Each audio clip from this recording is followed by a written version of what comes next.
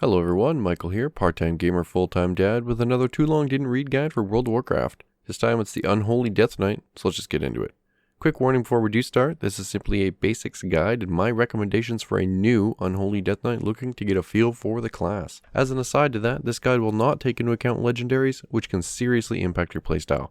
There are currently two viable Unholy Death Knight builds, which revolve around stacking one main stat. The build that is slightly in the lead will see you stacking Mastery over others, so I will be basing this information around that. With that being said, we will cover the stats for an Unholy Death Knight first. Obviously your primary stat is going to be Strength, which should be on all your gear, aside from your jewelry. After this, you're going to want to stack your Mastery, then Haste until you reach around 20%. Beyond that, it's going to be Crit and Versed are pretty much equal. With that being said, however, you will want to prioritize one of those over the other, as opposed to spreading it out. So with the talents I'm about to outline, again, it's going to be aimed on that Mastery build. At level 56, you're best to go with the Bursting Sores. It's passive and adds extra damage on your Festering Wounds burst, which is increased by Mastery. At level 57, Pestilent Pustules is your default choice. The other two options are far behind in terms of DPS gain.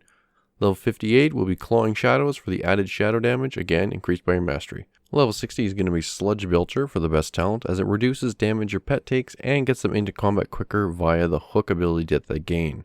Level 75 is a utility row, so it's more up to you. I personally roll with Spell Eater, as it gives me more leeway as far as mistakes go, as it can absorb more with my anti-magic shell. Level 90 should be Infected Claws, as it's a much easier talent to deal with. However, if you're comfortable weaving death coils in, Necrosis can be higher DPS. The rotation is very challenging, however, and the aim is to get the buff from death coil on every single Scourge Strike. Level 100 is again another row where you can get more benefit from one talent over the other at the cost of seriously complicating your rotation. I would suggest ease of use, however, so go with Soul Reaper. However, I would feel bad if I didn't mention the Dark Arbiter can bring higher gains. So for your gems, you're going to want to aim for the Saber's Eye of Strength, plus 200 Strength gem, and plus 150 Mastery through the Masterful Shadow Ruby gem in all your other sockets. As for relics, for maximizing DPS, you'll want to aim for the Darkest Crusade, Rotten Touch, and Plague Bearer in that order. If those are not obtainable, aim for Eternal Agony or Scourge of the Unbeliever. For your enchants, your neck is going to want to be Mark of the Hidden Satire for the DPS proc, plus 200 Strength to your cloak, and 200 Mastery on your rings. This will only vary if you have absurd amounts of Mastery or too low of Haste, in which case aim for Haste. Since DKs can rune forge their weapons, you'll want to aim for Rune of the Fallen Crusader for the 15% Strength proc. The healing is also nice too.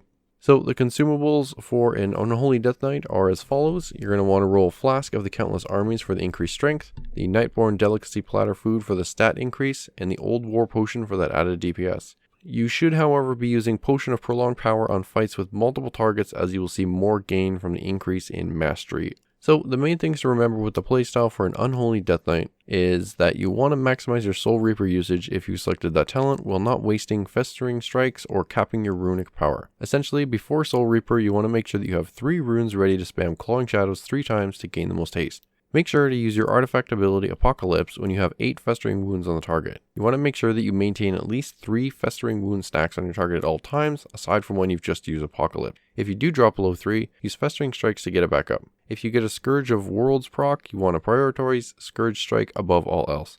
Along with that, make sure to use Dark Transformation on cooldown, and ensure that Virulent Plague is refreshed on your target via Outbreak. Make sure to dump your runic power into Death Coil and use Sudden Doom procs as soon as possible as to not waste them. Unholy Death Knight only really has 2 DPS cooldowns outside of Apocalypse, and they're Summon Gargoyle and Army of the Dead. Army should be used 5 seconds before the pull, and Gargoyle used as many times throughout the fight. Only delayed if you know Heroism or Bloodlust is incoming within 20 seconds or so. Use Wraithwalk to escape mechanics via its speed boost, Icebound Fortitude to reduce damage on inescapable mechanics, and Anti-Magic Shell to absorb any magic damage you can't otherwise avoid. Additive to that, Death Strike can be used to heal a little bit of damage if your healers are pretty taxed, but it's a DPS loss and is not recommended. As well, also make sure that you always have Raised Dead so that you have your ghoul on your side whenever you're fighting. For our utility, we have several abilities to take note of. Death Grip can be used to pull straggler mobs into the AoE pack. Raise Ally can be used to raise a dead party member or raid member mid-combat, and Mind Freeze is your interrupt ability, which should be used if needed.